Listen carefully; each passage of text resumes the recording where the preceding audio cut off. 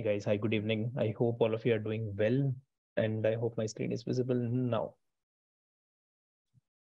Yeah, screen is visible, Siddharth, but if you can speak a bit louder, that will help students. Sure, understood.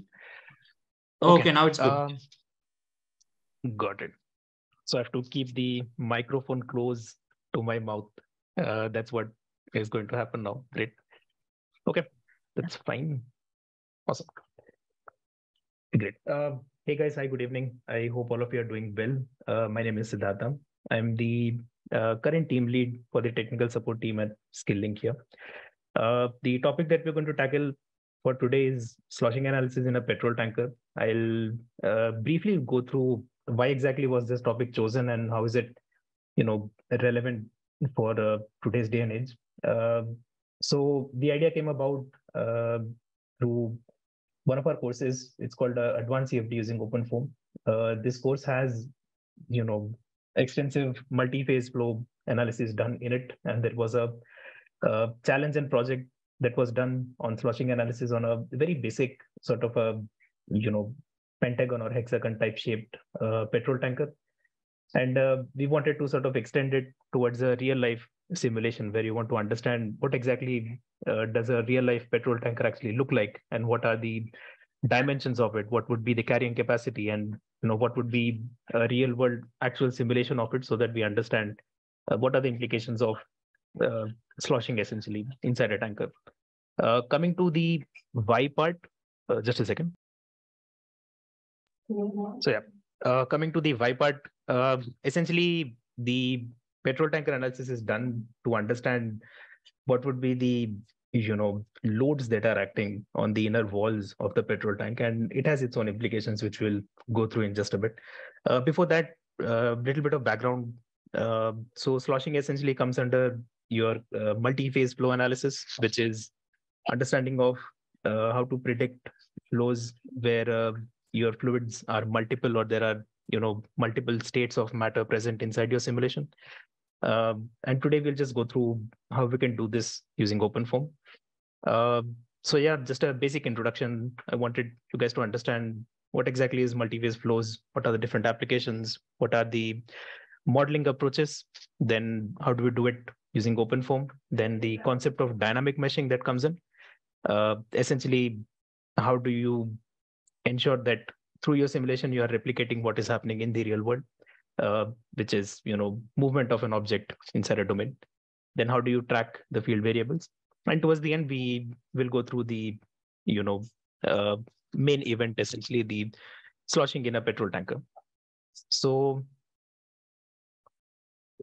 what exactly are multi-phase flows? So phase essentially refers to what state of matter you are currently working with. So there are different phases: your solid, then your fluids, which has gas and liquid, then your fourth phase known as plasma as well, if you want to read about it. uh, in multi-phase flows, we are much more interested in the interaction of flows which have multiple such phases or multiple such states of matter within them.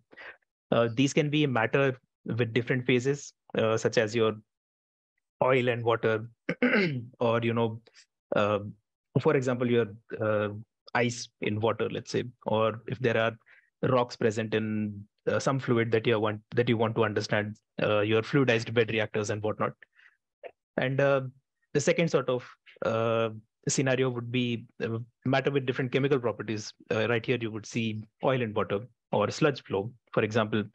Since oil and water both are fluids, but both are not miscible, or what we call they can't mix really. So for that reason, we say that these are a different type of scenario where they possess different chemical properties, and due to which there will be a difference in how we model them. Uh, so why exactly are we studying multi-phase flows? Because there is you know a huge need to understand how exactly multiple phases within the fluids are going to interact with each other. Main industrial example problems that come up: your fluidized bed reactors, your bubble column reactor, or industrial mixers and whatnot. The major objective for any multi-phase flow analysis essentially comes down to, or boils down to, your maximizing contact between the phases, or essentially understanding what is the flow dynamics. So let's go through now that we sort of understand what exactly, you know, are these multiple phases and why exactly are we interested in them. Let's try to understand how do we model these using mathematics. So multiphase flows can exist in different forms. There is your gas liquid, gas solid, liquid solid versus your immiscible liquid liquid. The major distinction is essentially your phase, where you have either a phase dispersed in it or there's a continuous phase. Idea essentially is that either the two fluids are going to be mixed together or they are not. If they are not mixed together, then the phases are dispersed, and these possess your non-contiguous isolated regions. At the same time, if it is a continuous phase, in that liquids can mix together, there you can see phase is contiguous throughout the entire domain. Then there are, essentially you boil down to three different sort of methods through which you can model your multi-phase flows: your volume of fluid, level set versus particle method. We'll go through volume of fluid for today. The level set and particle method are out of scope for this webinar right now. The major challenges that we face when it comes to multi-phase flows is, uh, the very transient nature of flows themselves. For example, if you take this box, the fluid that you see right here, if you let it stabilize for a bit, then it will essentially become quite dynamic in how it is. And uh, if you see, this box is 0.7 or 70% of this box is filled with this fluid, is essentially what this means. Uh, if you let this go, and if you do a transient analysis here, then you will see that the fluid sort of very dynamically moves and tries to equalize within itself. So it's quite hard to track what exactly is happening there. Also, the interface. Uh, so how do we define this interface? Interface is the line that is dividing the two phases. So in this example, if we say that this is water, then the above part should be, let's say, air. Let's say this is just a simple container which has air and water. So the clear distinction between air and water is what is called as interface. So since the flow is going to very dynamically or be a very transient sort of behavior, the interface will also change quite drastically as time goes on. Along with that, we talk about discontinuities within domain. So for those of you who are aware of or who have done simulations with compressible flows, you would know what I'm talking about. For instance, let's talk about your shock wave in compressible flows. Shock waves are essentially large discontinuity from one point to another, where you say that before shock and after shock, the properties of your fluid are going to change very drastically: your density, your pressure, and temperature, and whatnot. And to model such a shock wave, earlier there used to be a simple Riemann approach where you would just, do a UL and UR, or the properties before shock and after shock, and try to fit the curve along there. So a bit of similar approach here as well, where, or the similar sort of understanding here, where, there is a sharp discontinuity within the domain in that uh, right at this point, the fluid is present, and after that, fluid is not. So how this affects the solution is that when there are discontinuities in your field variables, this affects your iterative solvers or iterative solvers in how they try to approach this particular problem. Along with that, towards the end, as is always, a given, turbulence plays a huge factor, because turbulence may affect different phases differently. In that, if you have a mixture of oil and water, and the flow is quite turbulent, or the Reynolds number is quite high, then the particles of oil may react differently and may have a different physics altogether when compared to oil. So applying turbulence appropriately to each phase is also not really an easy task. So these are major challenges that we face, uh, essentially, with respect to multi-phase modeling. Uh, so when we talk about multi-phase modeling, again, we talk about the frame of reference, because it becomes very relevant in how we are going to track your particular particle when it is moving inside your domain. So either you have fixed your frame of reference and you're only going to track particles moving in and out of it, or more commonly known as Eulerian approach, or you're going to fix your frame of reference to the particle and you're going to track it across the entire domain, or more commonly known as your Lagrangian approach. So for solving multi-phase flows, we need to find a right balance between the two. The idea is that either you fully resolve the individual component physics by making use of DNS, direct numerical simulation, where all the spatial and temporal scales associated with turbulence are going to be resolved. Now, this is an impossible task, because the kind of computational power that is required to fully resolve a particular flow is out of scope for today's research. Next comes your Eulerian Lagrangian and the Eulerian approaches. So Eulerian Lagrangian essentially solves the isolated particles that are transported with flow in the Lagrangian frame of reference, and the major phase that is present within the flow is solved through the Eulerian approach. So taking a simple example, let's say your water carrying bubbles with it. So bubbles are quite isolated particles, and these are the cause of cavitation in many ways, which cause or bring about a lot of loss of fluid, loss in energy and whatnot. So if you want to properly track and understand how these bubbles are going to travel throughout your domain, then you'll have to individually track how each bubble is traveling through your entire domain. So for that, Lagrangian approach really works. Along with that, you want to understand how your fluid is moving and taking the bubbles with them, so that the bubbles are transported properly. So for that, since the fluid is a major phase and bubbles are a minor phase, for major phase, you can simply use the Eulerian approach, or essentially take a box and just measure how the fluid is entering and exiting and what are the changes that are going to be made within that particular box. So Eulerian Lagrangian and Eulerian, both the approaches essentially account for turbulence and mass and momentum transfer, but the way they do it is a bit different from each other. Next is your Euler approach, where essentially you can solve for two or more coexisting fluids. The system can be separated or dispersed. For example, you can have your oil and water mixture, or you can have, for instance, tea diffusing inside your hot water, let's say. Again, this approach can account for turbulence and mass and momentum transfer, but how essentially the governing equations are solved is a bit different than the Euler and Lagrangian. Since for Lagrangian, you'll have to correct for particle movement also, so that you can essentially interpolate the values for the Eulerian phases as well.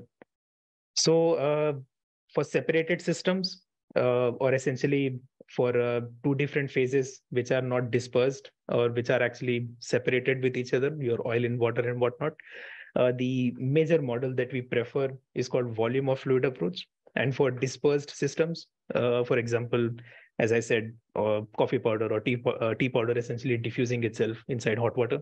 For such approaches, we prefer Eulerian approach or the Eulerian Lagrangian approach, where the multiple fluids and mixture models are present, so that you understand how mixing is happening within these systems, or essentially you want to understand how particles are moving or getting transported through this particular phase.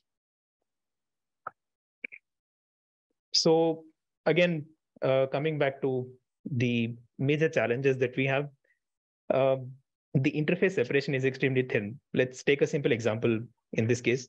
This is a simple spray modeling. I want to understand, this is a fuel that has been sprayed by making use of a volumetric flow rate versus time data table. And once I have run the simulation, I will give the spray cloud properties. In that, I will help the model understand that this is a spray cloud which has certain properties. It will start at time 0. It will have a conical radius and whatnot. Then I will limit the number of particles. And essentially, I want to see for a given inlet velocity, how these particles are going to travel. In such a case, as you can see, the particles themselves are extremely small. And, essentially, for tracking these individual particles, a lot of computational power needs to be taken. Along with that, the particle needs to ensure that how its shape is going to change, if it is going to change or not. Along with that, how many particles are going to travel in what direction. Then comes the difficult task of interface separation, which is quite thin in this particular case. Then along with that, how do you track the property changes within the entire domain, because the particles are moving quite rapidly within the entire domain. Uh, it might not be relevant in this particular case, but for cases such as, if you want to understand how a rain droplet is breaking down, uh, for such a case, surface tension can also be experienced and can include a, much not needed further complication. Then there are vast topology changes that can be experienced both in length and time scales. Uh, Now, this is a common problem between separated and dispersed flows, since the above mentioned problems are quite common across the two. Along with that, if you are trying to understand, how this spray modeling can be extended to some reaction that may be happening or heat transfer that may be happening, then that brings in additional challenge of accounting for how the momentum is going to transfer or mass is going to transfer. The idea that I'm trying to put across here is that the simulation of multi-phase flows is highly complicated in how it is defined or how it is essentially done out there in the real world. And if you want to replicate and want to design a system of your own, then there are many things that come into play which you need to be mindful of. So, as stated, the major approach that I want to talk about today is volume of fluid. Now, as stated before, volume of fluid, it's essentially for a dispersed sort of state of phases where you have a clear distinction between the two phases. Now, VF essentially is going to track this interface or the free surface between the two fluids. This interface is treated quite explicitly in that there is a simple variable which is tracked through a transport equation. Now, some of the major examples that you can solve through your VOF can be, liquid-liquid interfaces, your solid particles carried by fluids, or gas bubbles in a liquid, or liquid droplets in a gas, and whatnot. Since in this particular case, if your minor phase or the phase that is actually dispersed within the major phase is lesser in quantity, then you can very well make use of volume of fluid approach. So let's take this example. There's quite a simple, let's call it a tub, and there is a cell of this particular size. There is a sort of continuous wave that is formed across this entire domain. Now we want to track this interface called the free surface, and we want to understand how essentially is this going to transport from one point to another if these waves are continuous in the x direction. So what essentially I want to do here is if I track the distinction between air and this fluid, then I can very well understand how this interface is going to transport or going to move in time and space. So for doing that, there is a quite an interesting approach in that you want to understand how much of the cell is essentially filled with the fluid.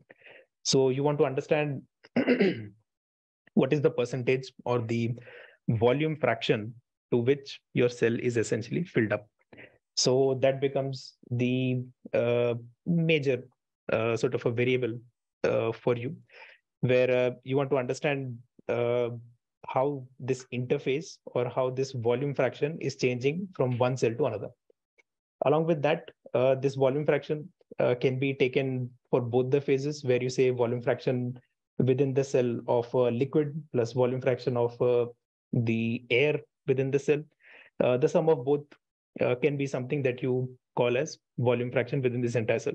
So for this cell, you can see it's quite heavily filled. I can say 80%, 90% filled with your particular fluid. So if I want to track this volume fraction for the fluid, I will say that the value for this volume fraction for the fluid is approximately 80 to 90%. So the kind of equations that I'll solve here will not differ from what we usually do, uh,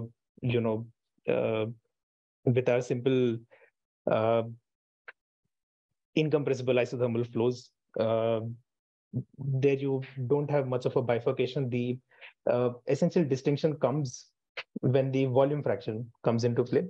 So if you have multiple such phases, or if you have multiple such fluids, then these fluids will have their own inherent velocity, their own inherent momentum, their own uh, uh, inherent understanding of how the shear stress is going to act, or the pressure forces are going to act, and whatnot. So through volume of fluid approach, what you're going to do is you're going to individually solve for the momentum equation uh, by making use of an additional uh, equation for the volume fraction transport. And this volume fraction value is always going to be between 0 and 1. In that, essentially, you want to limit it into two terms. Either the cell is filled, either the cell is filled with your fluid, or it is not filled with fluid. And there is a in between if it is filled up to an extent and whatnot. So the value is limited between 0 and 1. Accordingly, the density for your entire system can be bifurcated in such a way. So if you have two different phases, your oil and water and whatnot, so the density for your entire uh, uh, so for a common equation, if you want to solve the continuity equation, then the density becomes the volume fraction for the first phase times the density of that phase plus 1 minus volume fraction of that phase, and the density of the second phase.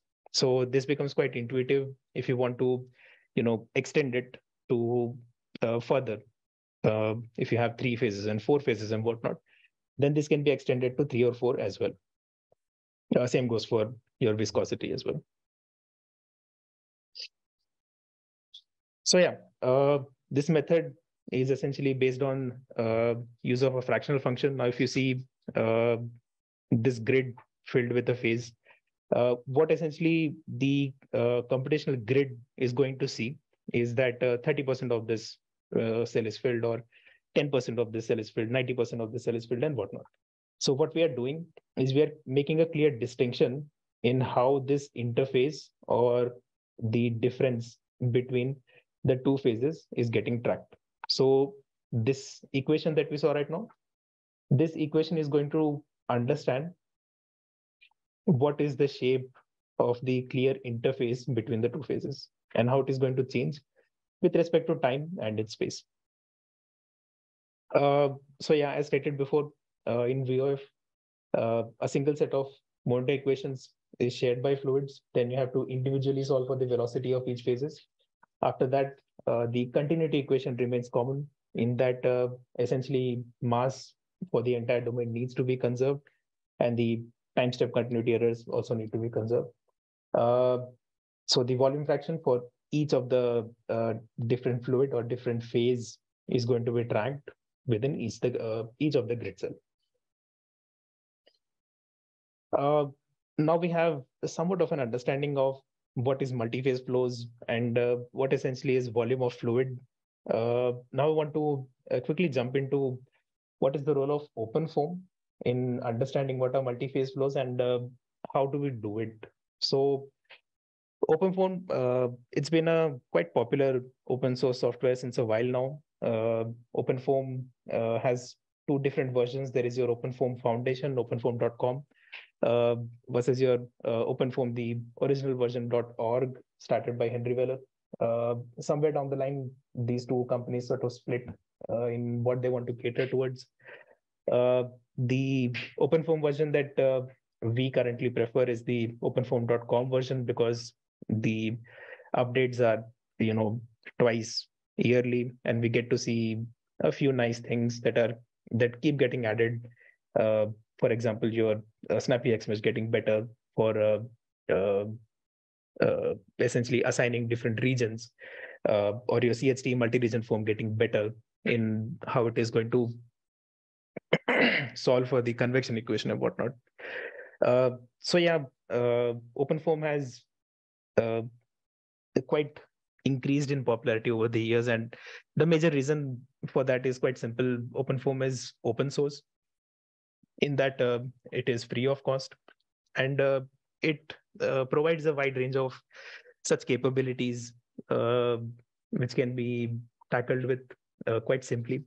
Idea essentially is that for any test case that you want to solve, you need to really narrow down into what does it come under. Is it incompressible, compressible flow?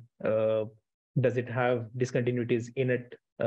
What type of turbulence model are you going to use for that, and whatnot? Then there are a lot of tutorial and test cases present in OpenFOAM, which you can take inspiration from and make your own case. The only major problem that I see with new learners who want to learn OpenFOAM quickly is that they want to learn OpenFOAM quickly. OpenFOAM is something that takes some time to get used to, since we are quite used to how GUI software packages work, because it makes our life easy to just click buttons. But with OpenFOAM, the major advantage is that it's heavily customizable. And if you know a bit of programming and if you understand the physics really well, then the world is your game there. You can do whatever you want with OpenFOAM. Coming back to the topic at hand, multi-phase flows in OpenFOAM. So there are a wide range of solvers present for multiple phases on how to solve them using OpenFOAM. The notable solvers are Interfoam, which majorly makes use of your VOF method that we just discussed. Then there is your cavitating foam, multi-phase interfoam, multi-phase Euler foam, then reacting multi-phase Euler foam. Along with that, within heat transfer, there is another solver that is present for a multi-phase heating as well, using OpenFOAM, where you can control properties or model different type of phenomena such as your condensation, your boiling, and whatnot. Now, each of these solvers solves for governing equations which include a mass fraction alpha for each of these phases, and there are several dym solvers included, which essentially mean that these are dynamic mesh solvers. They are able to solve for any moving meshes. Now, this was a sort of a legacy code where bifurcation was made between dym and normal solvers, but currently it's not really necessary for you to use a dym solver. The inherent or stock sort of interfoam solver, for example, can handle dynamic meshes as well. So coming to just a bit of an understanding of what interfoam also does. So interfoam is a solver for two incompressible isothermal immiscible fluids. So interfoam uses the volume of fluid phase fraction based interface capturing approach.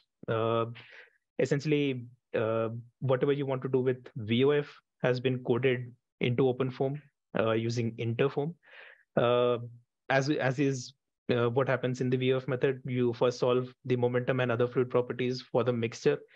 Then the single momentum equation is solved for each phase, and then it is corrected for using either your simple loop or piezo loop based on whether you want to.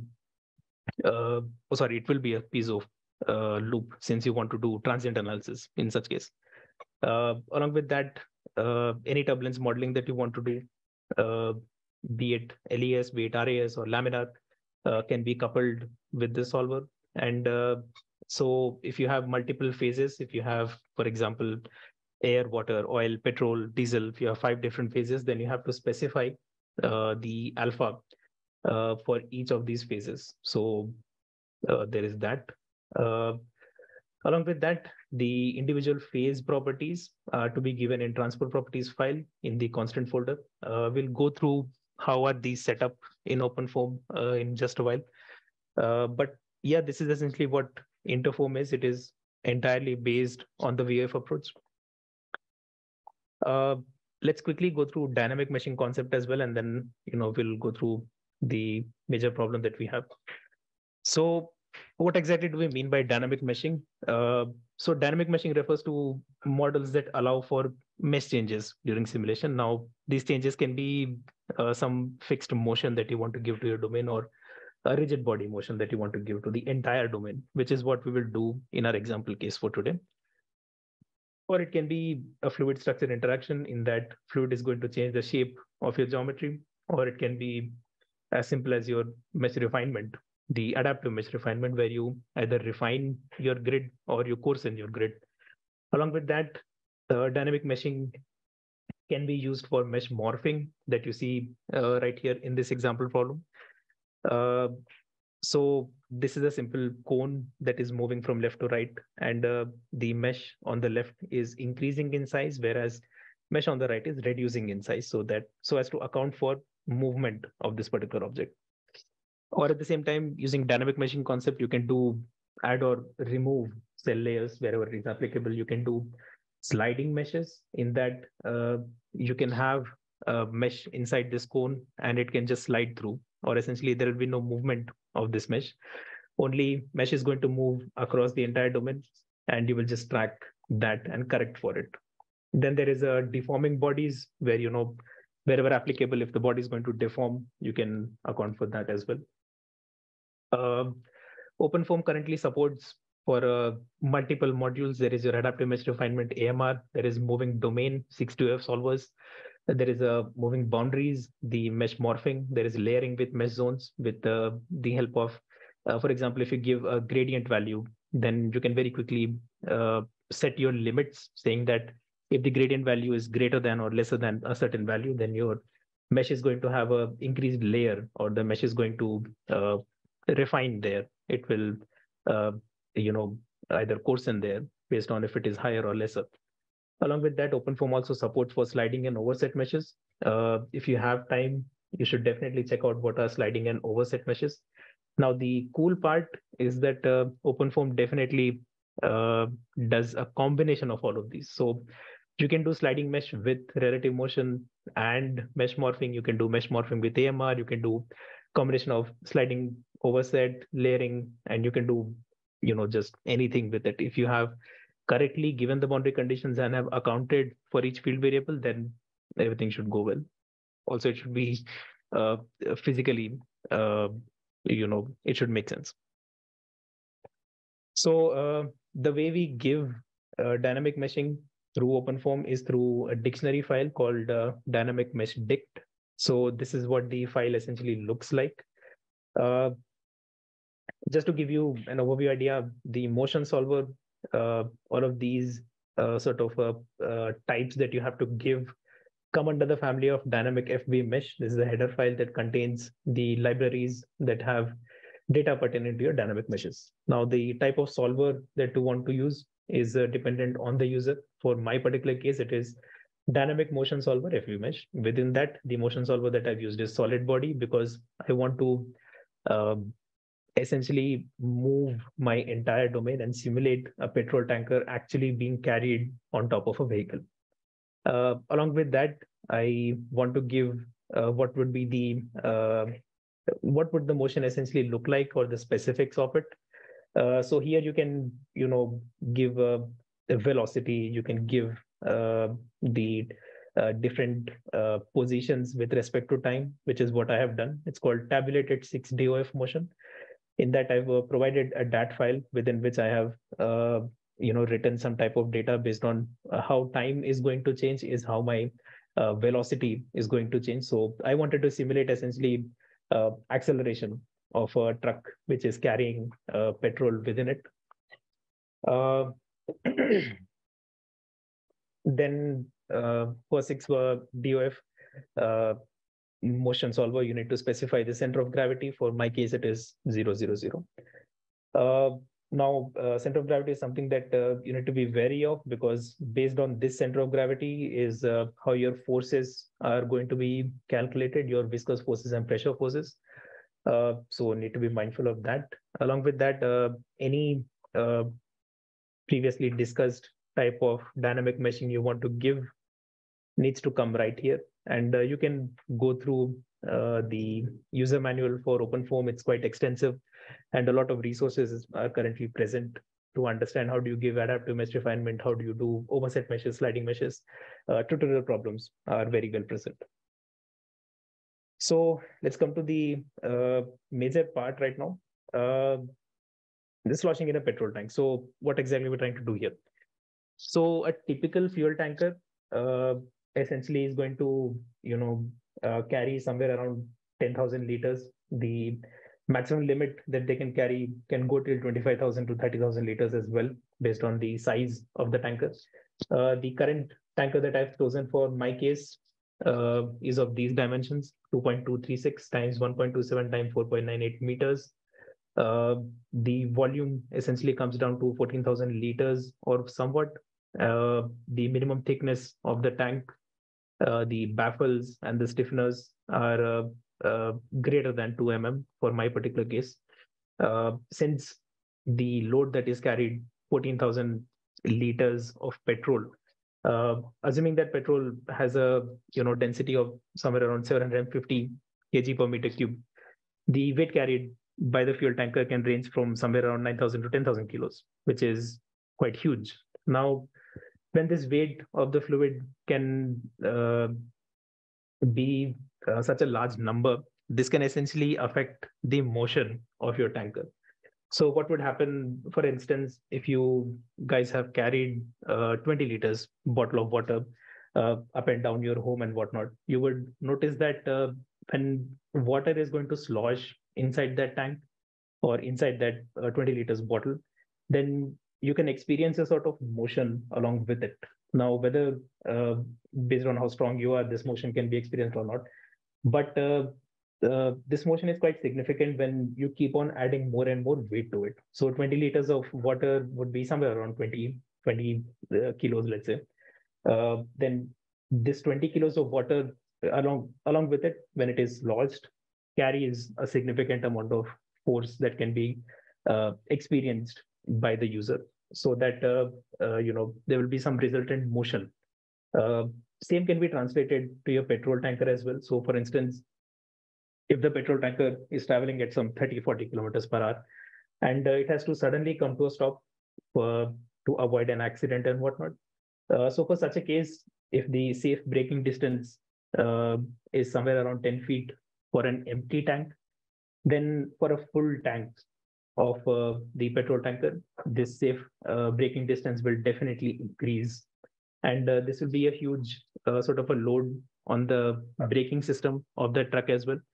Along with that, there is a clear distinction here between life and death, because when you're not accounting for weight that you're carrying in that petrol tanker, and if it is affecting your safe braking distance, then it is going to be a huge hassle for you. So, what essentially do we do in such a case? So, what we do, or the solution, is that we put these boundaries inside the petrol tanker. These are called baffles. So, what happens is essentially with and without baffles, if you have these baffles, then a little amount of fluid is going to travel from left to right, and majority of the fluid is not going to travel from one end to another, so that the resultant force of braking is captured within these two baffles. This is the whole point of doing this sloshing analysis. Let me very quickly share my screen once and go through the simulation setup as well. Give me just a moment. Let's go through a simple case. This is the case that we currently have in our course, Advanced CFD using OpenFOAM. If I quickly, let's say that my initial domain was filled with water halfway through, then what the example problem was done is that this is going to move and your liquid can be seen sloshing from left to right. The idea essentially is to capture and understand what are going to be the forces on this wall and on this wall, so that you have a clear understanding of how this motion is happening and how this is going to affect the resultant motion of your vehicle itself. Along with that, if you see through the VF approach, there's a clear distinction in how the phases are differentiated. There is your water, then there is a short sort of a discontinuity, or within the cell, there is accounted for minor changes so that the discontinuities can be smoothened out. And after that, there's a clear distinction for air as well. Coming to the problem at hand, just a moment. Okay, the screen is visible. Awesome. Okay. So this is my petrol tanker that I can see. There are a few changes in mesh that needs to be made. However, if I just run a simple test case right here, I can see, for instance, this is my mesh. These are the baffles that have been created within this particular tank. And these baffles, what they're going to do, they are going to, restrict the motion of my particular fuel tanker. So what I'm trying to do with this simulation is I'm trying to understand, or essentially, yeah. So these are the end walls that I have left and right, and these are the two baffles that I have. So what I'm going to do is, yep. So what I'm going to do is I'm going to, just a moment. Yeah, I'm going to get the values for my forces on each of these faces. So what I have to do, or what I want to understand, is what are the forces that are experienced on this particular patch. So these are the different uh, properties that are actually captured. This is at what location that particular phase was for this particular that particular patch was for this particular time step. Since our domain is moving, along with that, there is X, Y, and Z pressure loads or pressure forces, and X, Y, and Z viscous forces. So if you are able to pass through the data and make a Python plot over entire time, you would see that the load that is going to act on my particular end walls from the sloshing of your petrol between left and right uh, uh, ends of my walls are going to be significantly higher without the presence of baffles, since baffle is going to effectively stop the sloshing, or effectively stop the transport of that particular fluid from one end to another. uh, just a moment. Give me just a moment. Just a second. Yeah. All right. So this is the DAT file that has been written for the forces for the end wall 1. Now, end wall 1 is the wall. So the motion essentially is happening in the positive Z direction. So if you see, I go back to the time step, I have only written for 3 time steps. The mesh count is quite high for this particular case, so I have to run it slowly. So the motion is happening towards the left here, or towards the positive Z direction. So your fluid is going to have more amount of force or towards the end wall right here. So this is the end wall 1, this is end wall 2. And when the fluid is actually started, or there is motion that is experienced, in that case, if you see the pressure forces in the Z direction, you can see that the values are actually going to be of the order of 5. Along with that, in the Y direction, the values are fluctuating, pressure Y. This means that the fluid is sloshing inside my domain across my Y direction also, or up and down. So there is a wave sort of formation that is also happening.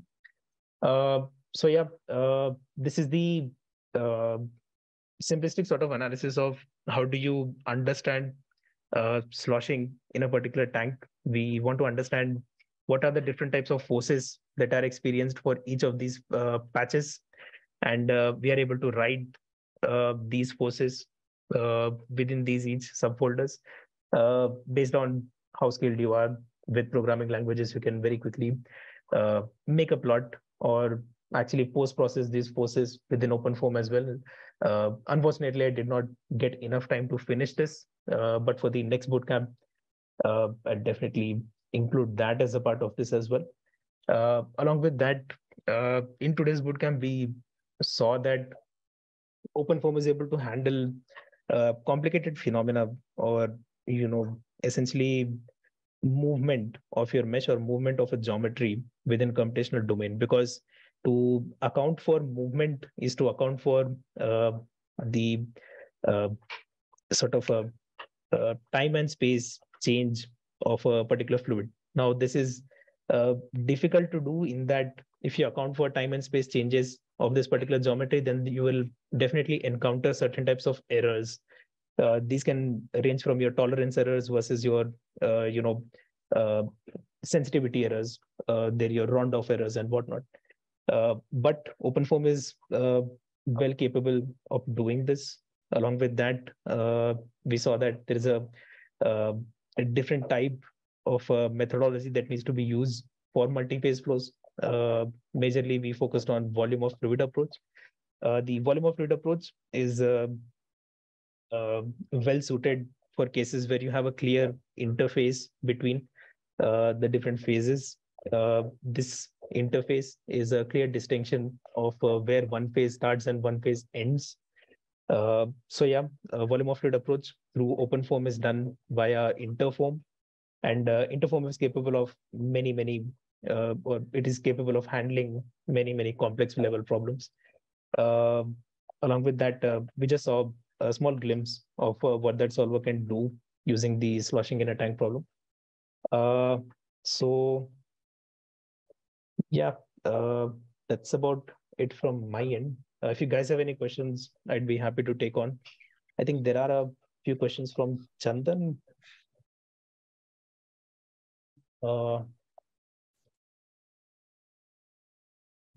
When only Euler approach will be accounted?